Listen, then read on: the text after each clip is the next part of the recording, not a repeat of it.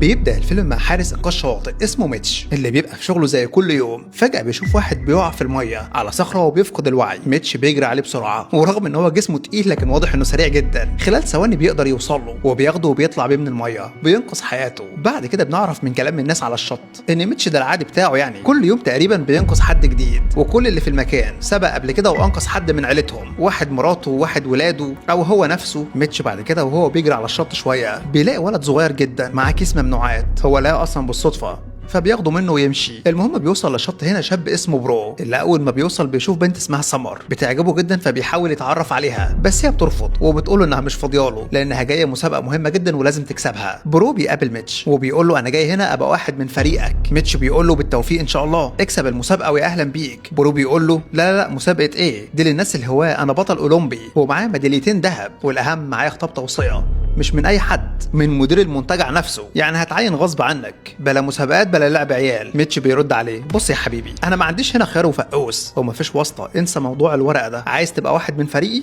يا اهلا بيك، شارك في المسابقه واكسبها وما تضيعش وقت بقى، ده حياه ناس يا حبيبي مش لعبه. اما ده بقى روني، شاب غلبان وكيوت، بنعرف من كلامه مع صديقه ديف ان هو جاي يشارك في المسابقه للمره ال20 تقريبا، حلم حياته يبقى واحد من فريق ميتش، بس هو الحقيقه حلم حياته حاجه تانية خالص، هيموت على بنت اسمها سي جي من فريق ميتش، وكل ما يشوفها ولا تيجي تتكلم معاه يبقى خلاص هيفقد الوعي وبيفقد النطق رسمي، لدرجه ان هو في مره بيبلع حاجه بالغلط بتبقى هتخلص عليه بس هي بتجيله وبتنقذه. المهم ميتش بيقابل مدير المنتجع اللي بيحاول يقنعه ان لازم يقبل برو يكون واحد من الفريق لان ده بطل عالمي سابق، ده غير كمان ان هو وسيم ودي حاجه في مصلحه الشط. ميتش بيرفض وبيقول له مستحيل الكلام ده، مش هقبله الا لو نجح في كل الاختبارات، لو هو كفء يكسب المسابقه. ميتش كمان هنا بيقول للمدير على الكيس اللي لقاه على الشط، بيقول الموضوع ده زاد كتير في الفتره الاخيره، محتاجين نعرف السبب ونحقق في الموضوع. المدير بيقول له ده مش شغلنا يا حبيبي، ده شغل الشرطه، انا هبلغ وهم هيتصرفوا، ولو ما تصرفوش الموضوع ما يخصكش انت، شيل ايديك. ميتش بعد كده بيروح يبدا المسابقه بتاعته وبيقول لكل اللي بيشاركوا عندي لكم النهارده خبر حلو قوي، احنا كل سنه بنقبل شخص واحد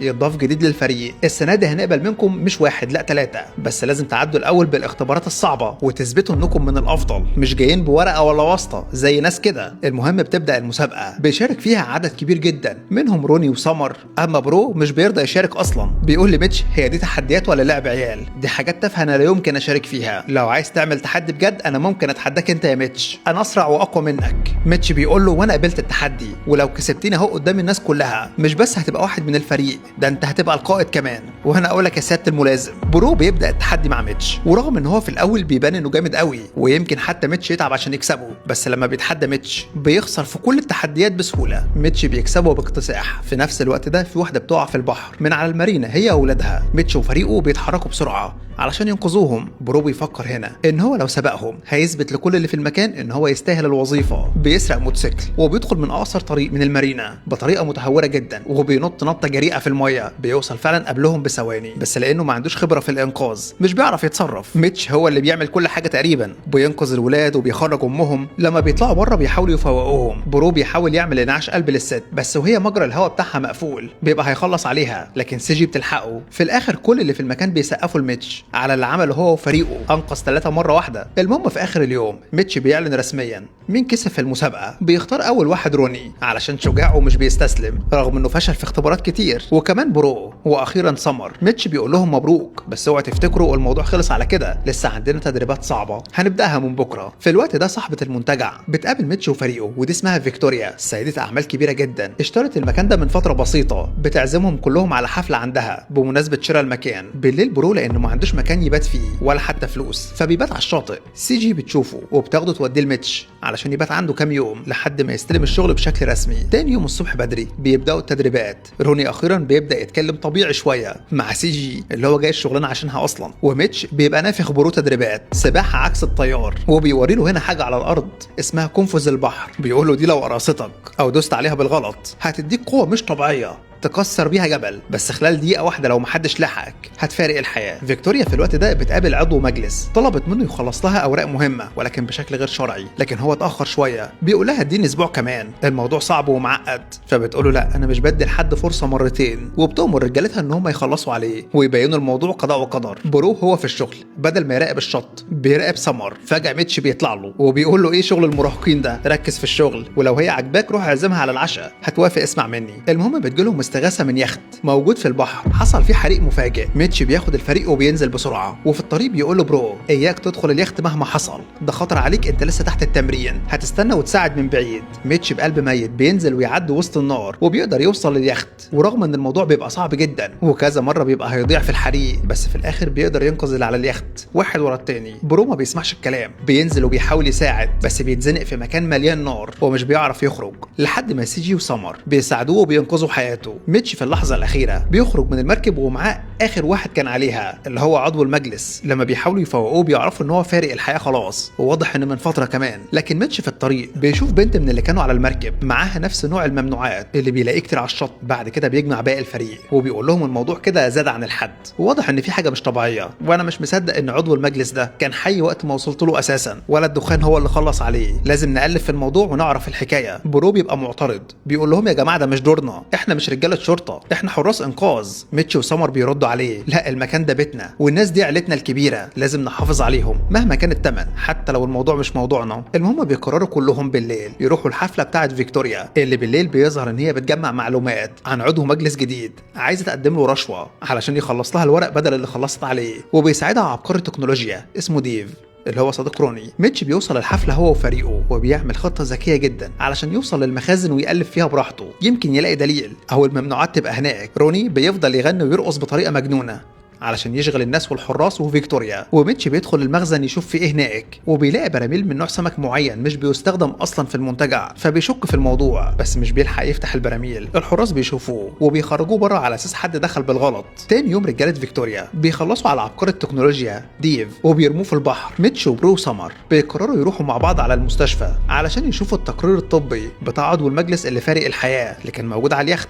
المهم بيروحوا المستشفى متخفيين في زي دكاتره لحد ما بيوصلوا للمشرحه، وفعلا بيقروا التقرير الطبي وبيتاكدوا ان اللي في دماغهم صح، فعلا هو مات بفعل فاعل مش الدخان اللي خلص عليه ولا حاجه. فجاه هنا حراس فيكتوريا بيوصلوا المكان جايين علشان يبدلوا التقرير الطبي بواحد تاني مزور. ميتش واللي معاه بيستخبوا في الثلاجات وبيصوروا كل اللي بيحصل، وده هيبقى دليل قوي جدا عليهم. لكن في النهايه الموبايل بيرن والحراس بيحسوا بيهم، فبياخدوا الموبايل والتقرير الطبي السليم وبيهربوا من المكان. ميتش واللي معاه بيدخلوا معاهم في مطارده، الموضوع بيبقى صعب جدا والمطارده بتستمر كتير من مكان للتاني. في الاخر حارس فيكتوريا بيستغل فرصه وبيروح مكسر الموبايل وبيحاول كمان يضرب ميتش. اتجنن ده ولا ايه؟ ميتش بقى بيمسكه يطحنه وفي الاخر بيرميه من شباك البيت اللي هم فيه ومعاه الموبايل، بيقعوا في الميه. بيروحوا بعد كده على مركز الشرطه علشان يعملوا محضر، لكن الشرطي بيقول لهم مفيش اي دليل معاكم، التقرير الطبي الحقيقي مش موجود والموبايل ضاع. نعمل محضر بمناسبه ايه؟ غالبا كده انتوا اللي هتتسجنوا. مدير ميتش بيقول له خليك في شغلك وما تعملش مشاكل، لان لو حصلت اي مشكله تاني من ناحيتك